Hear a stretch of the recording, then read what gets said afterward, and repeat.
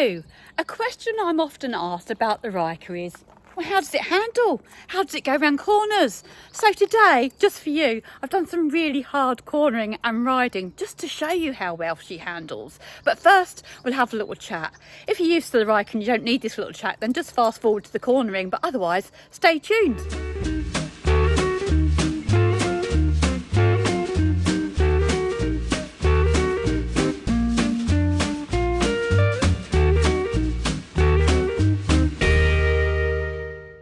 Well, my Ryker 600cc, aka a Bumblebee, is my best friend, I have to say. But she is nothing like a trike with two wheels at the back.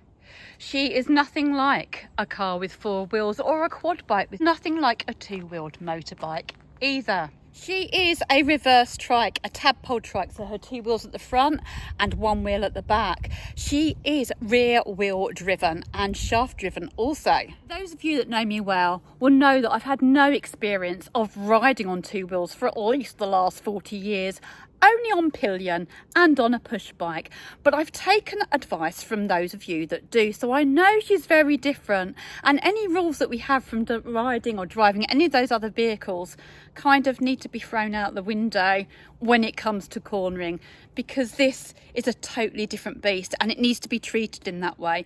Now, our muscle memory is always going to come into play, and it can take 66 days for a new habit to form, but it can take 21 days to get rid of an old one and for the habit to start to take its place. So if you practice, then it will be okay. For many of us, when we first get on the Ryker and we start to turn left, we automatically bring our body over this way because we think it's going to tip up and tilt over. It will not tip over. Have trust and faith. Unless you ride it into a brick wall, of course, and that's something I definitely don't recommend. Now, when I got this, I'd been riding pillion with Andy, and it was wonderful. It was like doing the waltz. I was an old dancer. I used to love dancing, and I'd just sit on the back and I'd go around the twists and the turns, and I'd go with him. And then I got on this, and it was like doing the paso doble, because I was pulling against it and tugging against it. It wasn't very good at all. So he took me out for a whole day over Gallywood Common, doing twists and turns and learning how to ride this beast around the corners. Now, what I have to say though is the footage that you will see shortly is not the way that I ride her every single day, because otherwise me and her would be absolutely cream crackered. I'm just sort of exaggerating things for the purposes of this video. So the first thing is relax. Let go of that grip as if you're hanging on for dear life. Just relax your hands.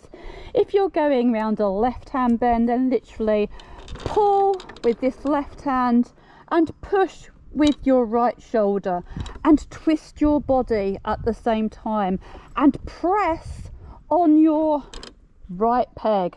Yes, different probably than if you're riding on two. You can put a bit of weight on this one, but if you press on this one, you'll really get round the corner easier.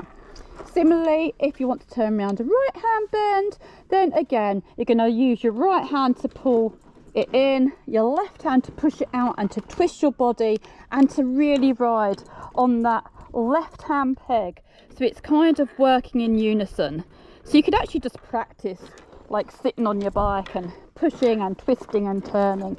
Now, how hard you press on your peg is up to you, but obviously the harder you press, the tighter you're going to get round that corner. And as fast as you want to go round and as tight as you want to go round, it's completely up to you. It's your ride and you have to do it safely, but just practice. That's the best thing, and keep practicing with it and playing with it until it feels right for you and safe. Always stay safe, but remember, it's just a different beast, and that's okay, because she really is great fun, as you're about to see. I'll leave you with the footage and the live of my today, and I will say ta-ta for now.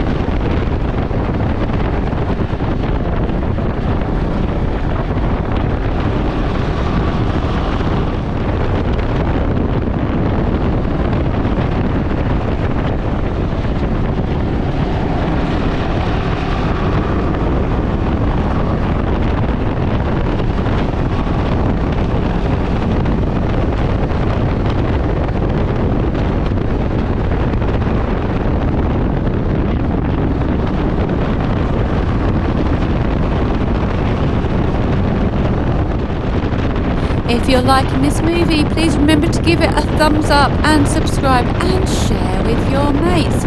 And if you'd like to buy me a coffee, you can do so by pressing on the link in the description below or in my bio. It's all very much appreciated.